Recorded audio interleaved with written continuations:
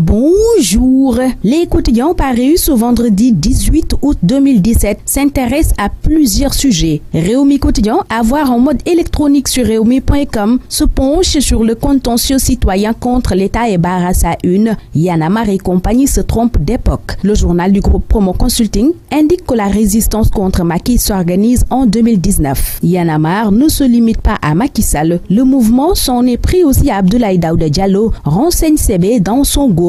À lire également dans Réumi Quotidien pour la présidentielle de 2019, Gakou lâche Khalifa Sall. Walf Quotidien, qui barre ce titre à sa une, informe que l'ancien membre de l'AFP, actuel secrétaire général du Grand Parti, a annoncé sa candidature pour cette élection hier. Il a reçu mandat de briguer le suffrage universel pour une victoire éclatante en 2019, mais l'affaire n'est pas gagnée d'avance, note Walf Quotidien dans ses colonnes. Dans les colonnes de l'Observateur, les membres du gouvernement racontent leurs vacances. Viviane Bompassi indique que durant cette pause, elle devient une maman à temps plein. Elle lit et fait du sport. D'habitude, nous passions 10 jours à Las Palmas, mais cette année, nous resterons au Sénégal, plus précisément dans les îles du Saloum, entre Toubacouta et Fignac, informe pour sa part le ministre secrétaire général du gouvernement Abdou Latif Coulibaly. Koudiambaye rattrape les retards de sommeil et de relecture, pendant que Mary Teuw Niane refait les itinéraires d'enfance. Mbagnick Ndiaye promet lui de labourer son champ et de bouffer du thierry. Et l'Observateur voit par conséquent que les ministres se payent des vacances en nature. Pendant que le gouvernement est en vacances,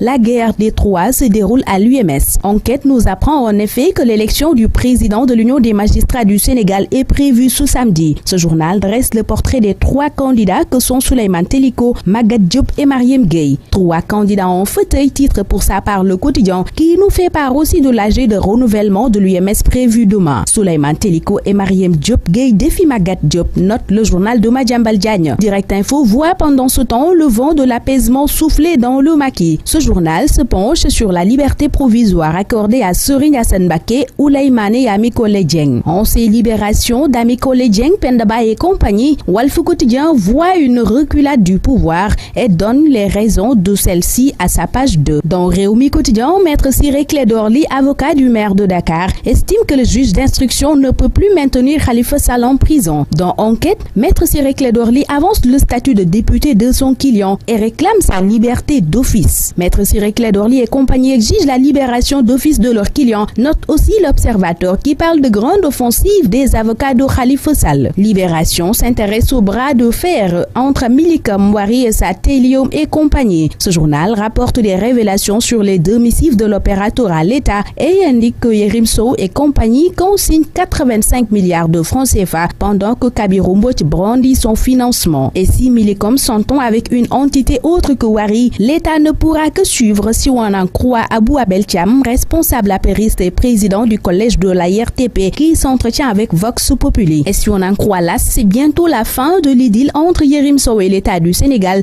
dans le dossier de la Banque nationale de développement économique. Ce journal révèle que le président de la République aurait demandé son éviction du capital après avoir constaté qu'il était le facteur du blocage de la banque conçue pour soutenir le développement du pays. En conséquence, indique l'AS, l'État a décidé de lui donner un ticket de sortie de 5 milliards, mais le patron de Télium, boulimique, réclame 12 milliards à l'État. Dans un autre registre, l'AS nous fait part de rebondissements dans l'affaire Malick Ba. Ce quotidien informe que le procureur général a fait appel du non-lieu. Dans un autre registre, Sud Quotidien rapporte les ingrédients d'une catastrophe annoncée relativement à la traversée périlleuse de la Transgambienne via le bac Farafenni. Le dossier est à lire à la page 8 de ce journal. À sa page 6, Stade donne les détails du transfert annoncé de Coutinho et Dembélé au Barça. C'est pour le remplacement de Neymar, indique à sa une le quotidien du sport. Dans le quotidien des arènes sénégalaises, l'on se demande si Assane Ndiaye est dépossédé de ses affiches. Ce journal informe en effet que les autoproductions négocient B52 Emo et Papa Sow Ama. Sunulombe donne aussi la parole à Double Less qui met en garde Bassirou Babou en ces termes, je cite, « Il n'est pas le manager de Bala et Sathiès ».